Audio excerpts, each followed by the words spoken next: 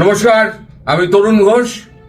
অনেকেই আমাকে প্রশ্ন করছেন যে দাদা, আপনি তো নিজেই বলেছেন, ইউনূস বলেছে আমরা নির্বাচনী ট্রেনে উঠে পড়েছি, এখন আর কোনো সংযোজন বিয়োজনের কোনো সুযোগ নাই।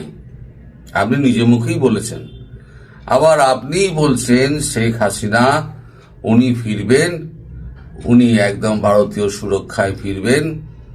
এটা কিরকম দ্বিমত হয়ে যাচ্ছে না, কন্ট্রাডিক্ট করছে দুটোকে। ঠিক, যদি আপনাদের এটা মনে প্রশ্ন জাগে তাহলে সেই প্রশ্ন সঠিক উত্তর দেওয়ার দায়িত্ব আমার। আমি যখন ভিডিও করেছি, এখন যে ভিডিও আমি করি পুরো দায়িত্ব নিয়ে করি, পরে প্রমাণ হয় যে আমার ভিডিও সত্যি না মিথ্যে। এবার আমি আপনাদের কতগুলো ফ্যাক্টস অ্যান্ড ফিগার্স আমি গতকাল থেকে আজকে অবধি যা যা হয়েছে আমি জানাই, তাহলে আপনারা বুঝে যাবেন যে পিকচার আমি বাকি হ্যাঁ মেরে দোস্ত। আপনি পৃথিবীতে এমন কোন নির্বাচন দেখেছেন, নির্বাচন ঘোষণা হয়েছে অথচ তার গণনার তারিখ ঘোষণা হয়নি, তার ফলাফলের তারিখ ঘোষণা হয়নি?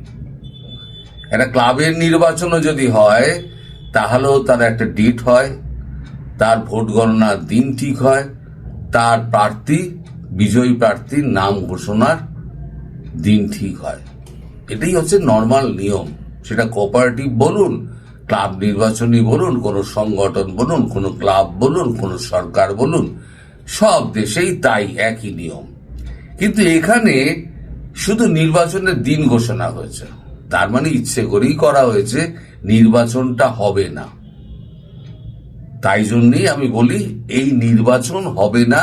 উনি যতই বলুন নির্বাচনী ট্রেনে উনি উঠে পড়েছেন, ওনার কথায় কাজে কোনো মিল নেই, আর ওনার হাতে এখন কিছু নেই।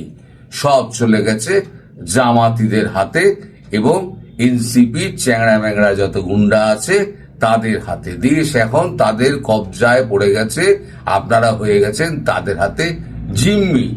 এই অবস্থা থেকে উত্তরণের একমাত্র পথ হচ্ছে ভারতবর্ষ, এবং ভারতবর্ষ আপনি চারদিকে তাকালেই বুঝতে পারবেন যে সীমান্তে খোঁজ খবর নিন যে কি কি হচ্ছে না হচ্ছে। এবার ভেতরে কি কি হচ্ছে সেই দিকে আমি আস্তে আস্তে আপনাদের আসছি। আমি প্রত্যেকটা কিন্তু আপনাদের দেশের খবর এবং আপনাদের মিডিয়া কতটা প্রকাশ করেছে আমি জানি না, আমি আস্তে আস্তে বলছি। আজকে গতকালকে ভোরবেলা রাত্রিবেলাতে একটা ঘটনা ঘটে সেন্ট মার্টিন দ্বীপে। সেখানে একটি হোটেলে একটি মার্কিন নাগরিক ছিলেন, তিনি মার্কিন সেনার টপ অফিসিয়াল। তাকে হঠাৎ হোটেলের ঘরে মৃত পাওয়া যায়। সেই খবর পাওয়া মাত্র ওয়াকারুজ্জামান ভোরবেলাতে এই শীতের সকালে তড়ি ঘড়ি করে একেবারে সেন্ট মার্টিন দৌড়ান এবং যথারীতি আপনার হোটেল ওয়েস্টিনে যেরকম ভাবে মার্কিন সেনা হেলিকপ্টার দিয়ে তাকে নিয়ে গেছিল, এখানেও কোনো রকম ময়না তদন্ত ছাড়াই তার মরদেহ নিয়ে চলে যাওয়া হয়েছে। আপনারা খবর নিন, যদি ভুল প্রমাণিত হয় তাহলে আপনারা আমাকে বলবেন যে হ্যাঁ আপনি এরকম ভুল বলেছেন। এখন আমি বলি না যে একটা এই যে কোভার্ট অপারেশন হচ্ছে, এগুলো কে করছে আমি বলতে পারবো না, কিন্তু এগুলো কোভার্ট অপারেশন হচ্ছে। আর কোভার্ট অপারেশন আমি বলেছি যে কোনো দিন হত্যাকারীকে ধরা যাবে না, কারণ 100 টাকা যদি খরচা হয় একটা অপারেশনে, 80 টাকা খরচা হয় ফুটপ্রিন্ট মেটানোর জন্য, মানে প্রমাণ মেটানোর জন্য, আর 20 টাকা খরচা হয় তাকে মারার জন্য। ফলে 80 টাকা যে খরচা হয় সেটা হচ্ছে ফুটপ্রিন্ট মেটানোর জন্য। সেই ফুটপ্রিন্ট কোনোদিন কোনো গোয়েন্দা সংস্থার, মানে দামি গোয়েন্দা সংস্থার কেউ কোনোদিন ধরতে পারবে না। এখন এটা রাশিয়ান এজেন্টরা করেছে নাকি করেছে নাকি আপনার টার্কি করেছে নাকি আবার সিআইএ নিজে থেকে করেছে, এটা আমি বলতে পারবো না। তবে এই ঘটনা ঘটেছে। আজকে সকালবেলা 6:30 নাগাদ হঠাৎ আপনাদের এই অ্যাটলান্টা ওশান শিপে হঠাৎ আগুন ধরে যায়, সেখানে 3 জন মারা যায়। শিপ যাচ্ছিল নিজের মতো, সেন্ট মার্টিন দ্বীপে যাচ্ছিল, সেখানে পর্যটক ছিলেন, কিন্তু বেছে বেছে 3 জন এমন মারা যান তারা বিতর্কিত ব্যক্তি। এবার আপনারা খোঁজ নিন সেই বিতর্কিত ব্যক্তি কারা।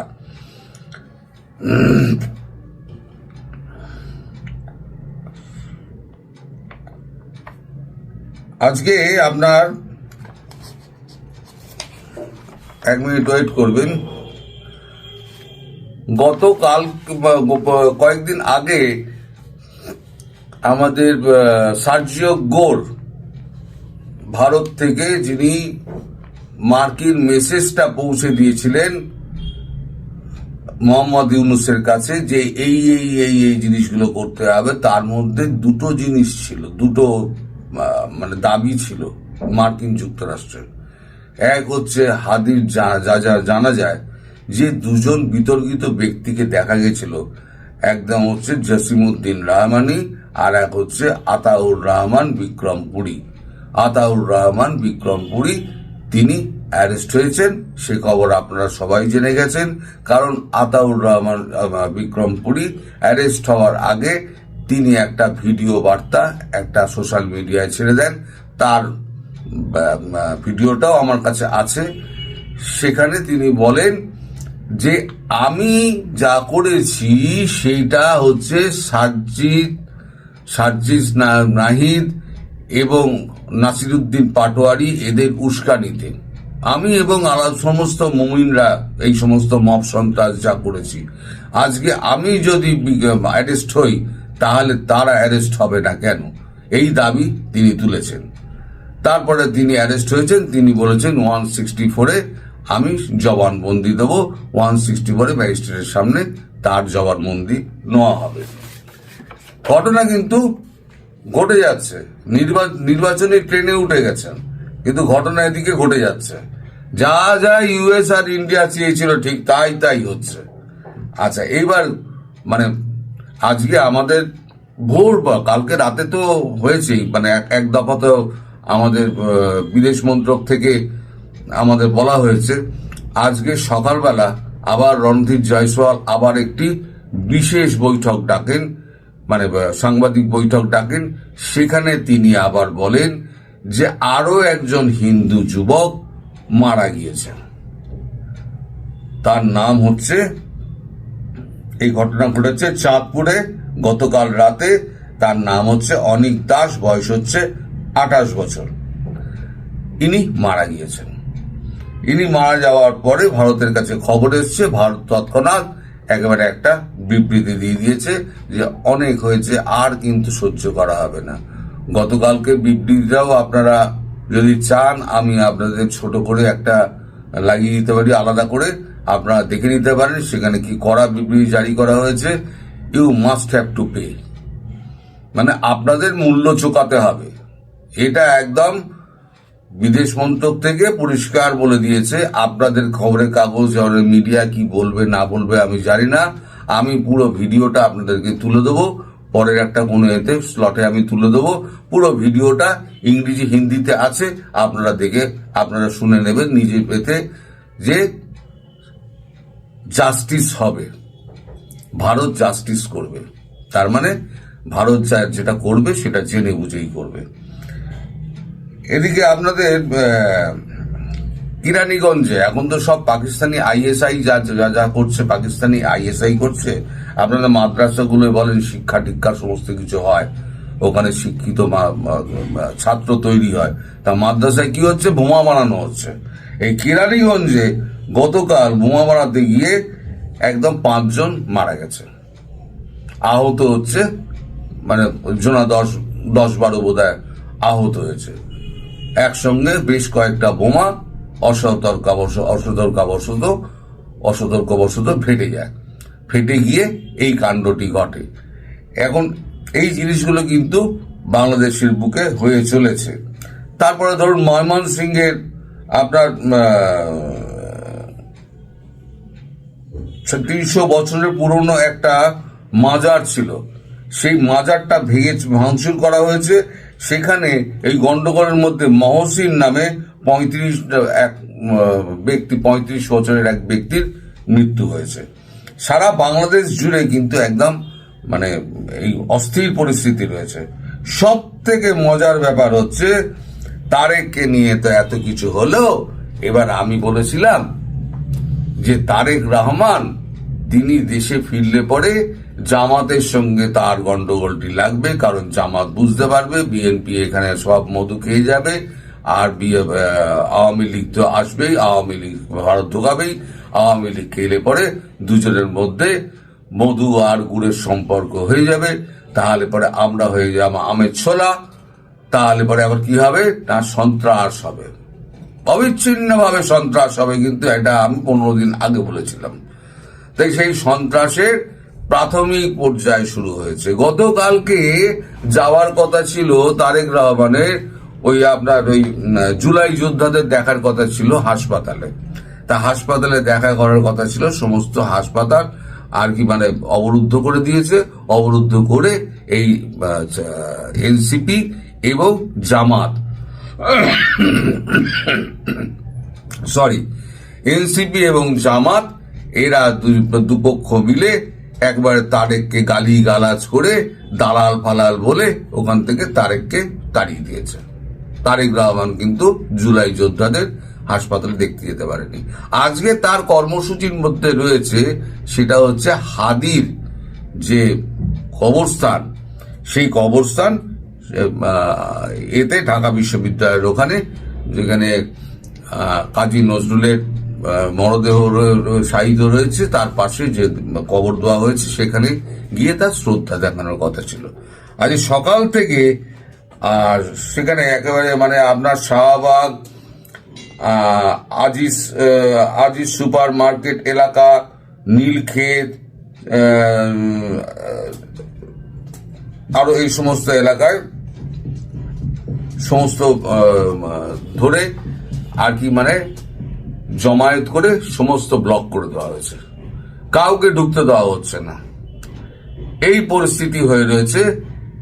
এখন ওয়াকারুজ্জামানের হঠাৎ কি হলো প্রশ্ন সর্বত্র সেইটা, যে ওয়াকারুজ্জামানকে কে নির্দেশ দিল যে তাড়াতাড়ি গিয়ে আমাদেরকে বডি ব্যাগে তুলে আমাদেরকে হেলিকপ্টারে তুলে দাও।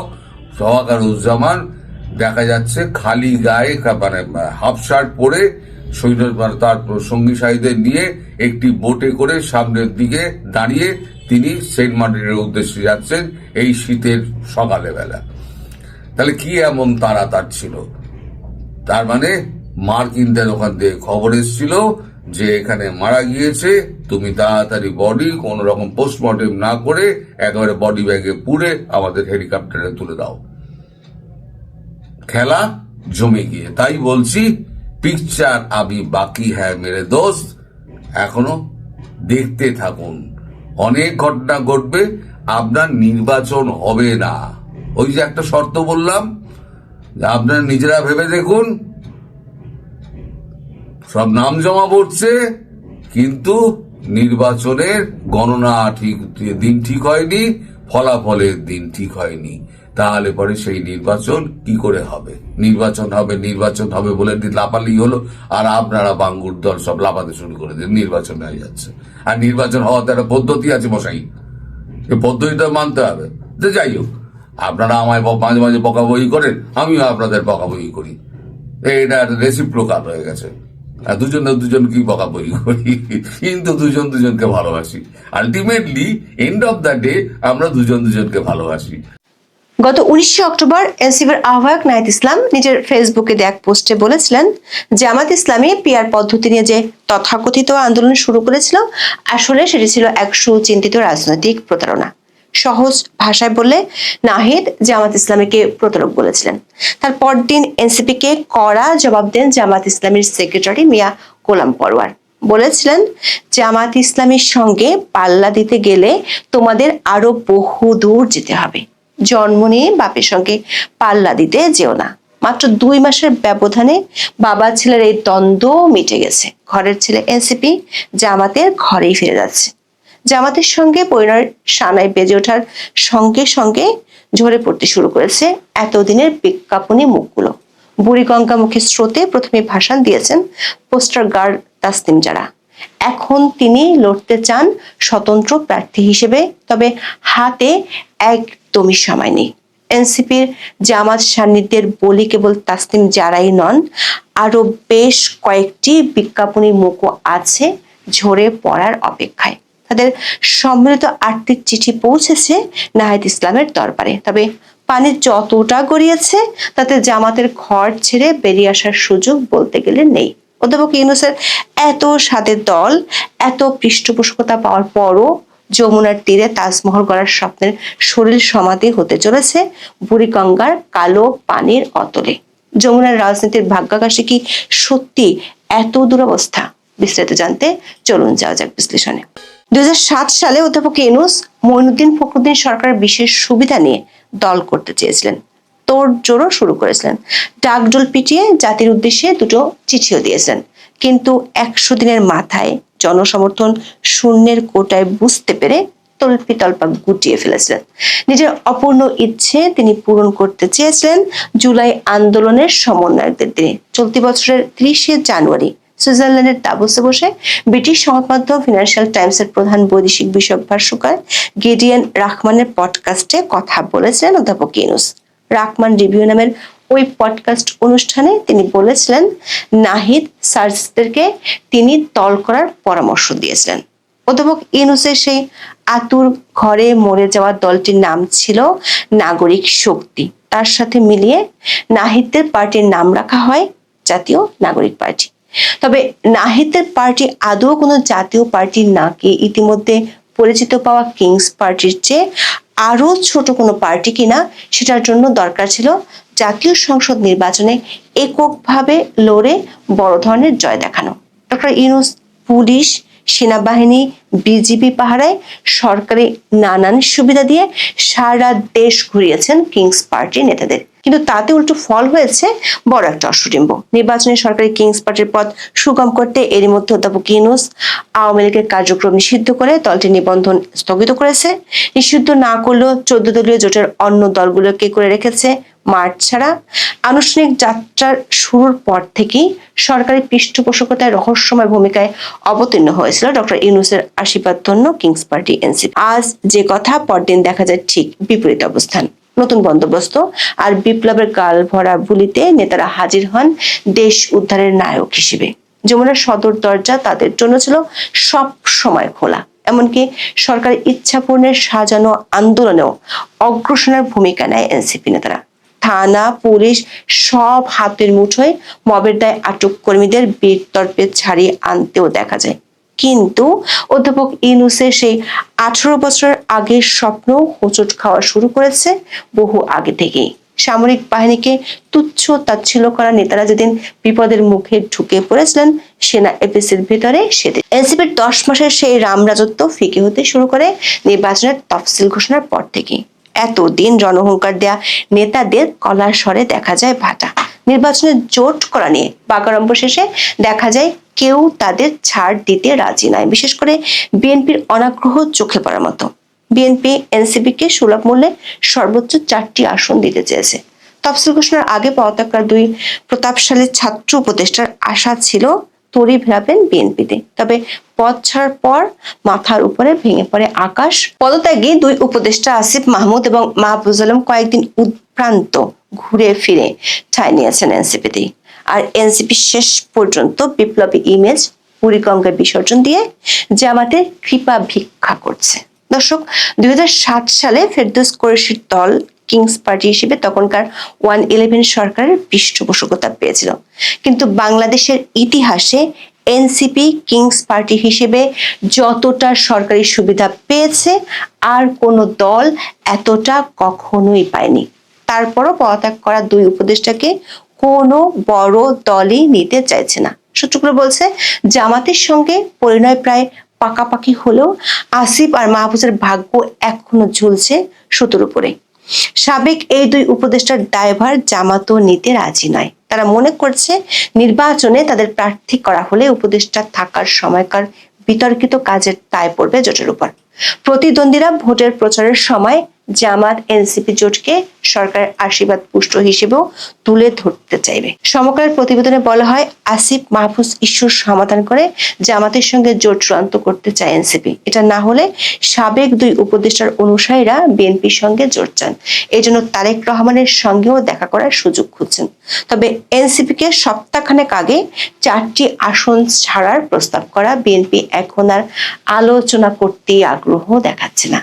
এমন অবস্থায় বুড়িগঙ্গায় বিপ্লবের শরীর সমাধি ঘটিয়ে জামাতের ঘরণী হওয়া ছাড়া আর কোনো উপায় নেই ডক্টর ইউনূসের নিয়োগকর্তাদের দলের। কালবেলার এক প্রতিবেদনে বলা হয়, তফসিল অনুযায়ী 29 ডিসেম্বর মনোনয়নপত্র দাখিলের শেষ তারিখ। এর মধ্যে রাজনৈতিক দলগুলো নির্বাচনী জোট, আসন সমঝোতা সহ সব প্রস্তুতি শেষ করতে জোর তৎপরতা চালাচ্ছে। শেষ সময়ে এসে অনেক রাজনৈতিক সমীকরণও বদলে যাচ্ছে। এরই ধারাবাহিকতায় জামাত এনসিপির আসন সমঝোতার বিষয়টি 2-1 দিনের মধ্যে চূড়ান্ত হতে যাচ্ছে। এজন্য দুই দলের শীর্ষ নেতারা 26 ডিসেম্বর রুদ্ধদ্বার দীর্ঘ বৈঠক করেন। 27 ডিসেম্বর রাতে এনসিপির সিনিয়র যুগ্ম আহ্বায়ক সামান্তা শারমিন নিশ্চিত করেছেন, জামাত ইসলামীর সঙ্গে জোট করে ত্রয়োদশ জাতীয় সংসদ নির্বাচনে অংশগ্রহণ করতে যাচ্ছে জাতীয় নাগরিক পার্টি বা এনসিপি। রবিবার মানে 28 ডিসেম্বর এই জোটের ঘোষণা করা হবে। সামান্তা শারমিন বলেন, ফাইনালি জামাতের সঙ্গে এনসিপি জোটে যাচ্ছে। এর মানে হলো 3 মাস আগে জামাতের সেক্রেটারি গোলাম পরোয়ারের বলা সেই কথার প্রতিফলন ঘটতে দেখা যাচ্ছে। তিনি এনসিপির উদ্দেশ্যে গত অক্টোবরে বলেছিলেন, জন্ম নিয়ে বাপের সঙ্গে পাল্লা দিতে এসো না। এনসিপি পাল্লা দেয়নি, বরং ঘরের ছেলে ঘরে ফিরে যাচ্ছে। এতদিন লোকজন আড়ালে আবডালে এনসিপিকে জামাতের বি টিম, সি টিম বলতো, এখন আর সেটি বলার সুযোগ নেই। বলবে একই ছাদের নিচে থাকা বাবা ছেলের পার্টি। তবে নাহিদ আক্তারদের এমন সিদ্ধান্তে কিংস পার্টি পরিণত হচ্ছে কুড়েঘর পার্টিতে, কারণ দলটিতে দেখা দিয়েছে ভাঙ্গন। জামাতের সঙ্গে এনসিপির সমঝোতা চূড়ান্ত হওয়ার পরপরই পদত্যাগের ঘোষণা দেন তাসনিম জারা। এনসিপি গঠনের পর থেকেই তাদের পোস্টার গার্ল হয়ে ওঠেন যারা। অধ্যাপক ইউনূসের স্নেহধন্য এই নেতা গত সেপ্টেম্বরে প্রধান উপদেষ্টার নিউ ইয়র্ক সফরেও সঙ্গী হয়েছিলেন। তবে নির্বাচনের আগে জামাতের সঙ্গে জোট গঠন প্রশ্নে হারিয়ে যায় তার প্রভাব। ঢাকা 9 আসনে এনসিপির হয়ে প্রতিদ্বন্দ্বিতার ঘোষণা দিয়ে সম্প্রতি অনলাইনে আর্থিক অনুদান সংগ্রহ করেন যারা। ফেসবুকে 22 ডিসেম্বর মানুষের কাছে চাঁদা চেয়ে এর 2 দিনের মধ্যে পুরো টাকা সংগ্রহ হওয়ার তথ্য জানান। কিন্তু ব্যাংকে জমা পড়া টাকায় সুদ জমার আগে এনসিপি 30টি আসনের বিনিময়ে নিজেদের সব সুদ জামাতের ঘরে জমা দিয়ে এসেছে। তাসনিম জারা অবশ্য এখন বলছেন, এনসিপি থেকে বের হয়ে যাওয়ায় তিনি যারা টাকা দিয়েছেন তারা ফেরত চাইলে দিয়ে দেবেন। দর্শক, গত কয়েকদিন ধরেই গণমাধ্যমে এনসিপি জামাত জোটের ব্যাপারে খবর প্রকাশিত হচ্ছিল। এতে বেজায় চটে এনসিপির কয়েক নেত্রী। জামাতের সঙ্গে জোটের বিরুদ্ধে আপত্তি জানাতে 25 ডিসেম্বর আহ্বায়ক নাহিদ ইসলামের সঙ্গে বৈঠক করেন এনসিপির 6 নারী নেত্রী, কিন্তু তারা সুবিধা করতে পারেননি। বরং শুরুতে যারার সঙ্গে থাকা কয়েক নারী নেত্রীও এখন সুর বদলে ফেলেছেন। এরপর ফেসবুকে 6 জন ছবিও পোস্ট করেন। তবে সেই দলের কয়েকজন এখন জামাতেরই আবার গুণগান গাওয়া শুরু করেছেন। সেদিনের দলের থাকা মাহমুদা মিতু এখন দিচ্ছেন ব্যক্তির চেয়ে দল বড় স্লোগান। যারা পদত্যাগের পর ফেসবুকে লেখেন, উই বিলিভ নাহিদ ইসলাম। ইঙ্গিতপূর্ণ আরেক পোস্ট লেখেন, 1 পয়সা দিয়েও দেশি ভান্ডারা পশ্চিমা গং বিশ্বাস করি না। এর চেয়ে যারা ওপেন বলে কয়ে পশ্চিমা এজেন্ডার পক্ষ নেয় তাদের স্যালুট। এই ইস্যুতে এনসিপির দুটি পক্ষ এখন মুখোমুখি। বলা যায় ছোটখাটো একটা গৃহযুদ্ধ দলটার ভেতরে শুরু হয়েছে। দলের 30 জন কেন্দ্রীয় নেতা আহ্বায়ক নাহিদ ইসলামকে চিঠি দিয়ে এই জোটের ঘোর বিরোধিতা করেছেন। তারা স্বাধীনতা বিরোধী কোনো শক্তির সাথে জোট করতে চায় না, যাতে মধ্যপন্থীদের ভোট হারাতে হয়। দর্শক, ঘর পোড়ার মধ্যে আলু পোড়া দেওয়া যাকে বলে, এনসিপির অবস্থা এখন অনেকটা তেমনই। দলটির প্রভাবশালী অংশটি জামাতে ফেরার পক্ষে অবস্থান জানাচ্ছে। নির্বাচনে অংশ নেয়া এবং অনলাইনে অনুদানের আহ্বান জানিয়ে অস্ট্রেলিয়া থেকে দেশে উড়ে এসেছেন আলোচিত নেতা দিলশানা পারুল। জারার পদত্যাগের পর ফেসবুকে তিনি লেখেন, আহ্বায়ক নাহিদের সিদ্ধান্তের উপর সব ধরনের আস্থা আছে। পার্টি থাকলে পলিটিক্স দাঁড়াবে, পার্টি না থাকলে পলিটিক্স রাখবেন কোথায়? পাত্র না থাকলে আপনি জল ধারণ করবেন কোথায়? বোঝাই যাচ্ছে পাত্র ঠিক করতে তাসনিম জারাকে ঝেড়ে ফেলেছে এনসিপি। ঝরে পড়ার এই যাত্রায় আর কোন কোন নাম দেখা যাবে সেটি পরিষ্কার হতে বেশি বাকি নেই। যাদের মতো নেতাদের ক্ষেত্রে এই যেন আত্মঘাতী বলিদান। প্রশ্ন হলো, পরিত্যাজ্য নেতাদের সামনে কি অপেক্ষা করছে? ফেসবুকে পদত্যাগের ঘোষণা দিয়ে যারা লিখেছেন তিনি স্বতন্ত্র প্রার্থী হতে আগ্রহী, তবে মাত্র একদিনের মধ্যে প্রয়োজনীয় 4,693 জন ভোটারের সমর্থনযুক্ত স্বাক্ষর সংগ্রহ করা প্রায় অসম্ভব একটি কাজ। এজন্য তিনি নির্বাচনী এলাকার সবার সহযোগিতা চাইলেও খুব যে ভরসা করতে পারছেন না সেটিও পরিষ্কার। এনসিপির একাধিক সূত্র বলছে, জামাতের সাথে জোট গঠনের প্রক্রিয়াটি আগে থেকে নিষিদ্ধ হলেও নির্বাচনী কৌশলের অংশ হিসেবে প্রকাশ করা হয়নি। মনোনয়নপত্র জমা দেওয়ার শেষ সময় 29 ডিসেম্বর। এনসিপি ও জামাত একদম শেষ মুহূর্তে এসে সমঝোতা করছে। এর কারণ হিসেবে বলা হচ্ছে, যাতে দল থেকে যারা বেরিয়ে যেতে চায় তারা যেন স্বতন্ত্র নির্বাচন করার জন্য গুছিয়ে উঠতে না পারে। স্বতন্ত্র প্রার্থী হতে গেলে মোট ভোটারের 1% স্বাক্ষর সংগ্রহ করতে হয়, যা একদিনে করা প্রায় অসম্ভব।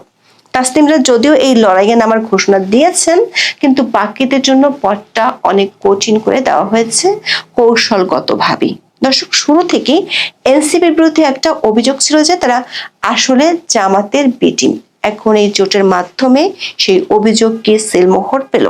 বিশ্লেষকরা মনে করছেন, জামাতের সাথে এই আসন সমঝোতা এনসিপির স্বতন্ত্র রাজনৈতিক পরিচয় গড়ার পথকে রুদ্ধ করে দিয়েছে। মানুষ যে নতুন রাজনীতির আশায় তাদের সমর্থন দিয়েছিল, জামাতের ছায়া গিয়ে তারা সেই মোহভঙ্গ ঘটাচ্ছে।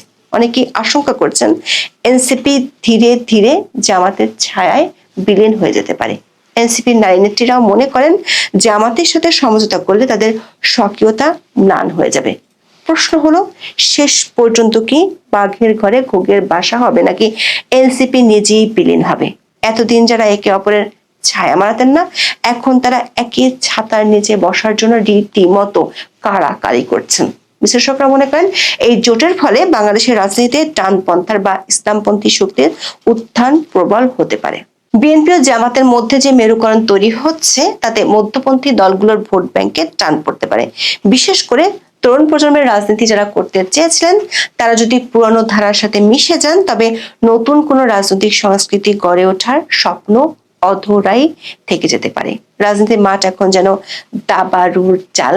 কেউ কিস্তিমাত করতে চাইছে, কেউ আবার চাল ভুল করে ফেসে যাচ্ছে। এনসিপির এই নতুন রাজনীতি কি শেষ পর্যন্ত পুরনো জামাতি মুখ থুবড়ে পড়বে? সহজ কথায় বললে, এনসিপির অবস্থা এখন সেই মাঝির মতো, যে নতুন ডাঙার খোঁজে বের হয়ে শেষ পর্যন্ত ঝড়ের ভয়ে পুরানো ঘাটে এসে তরি ভিড়িয়েছে।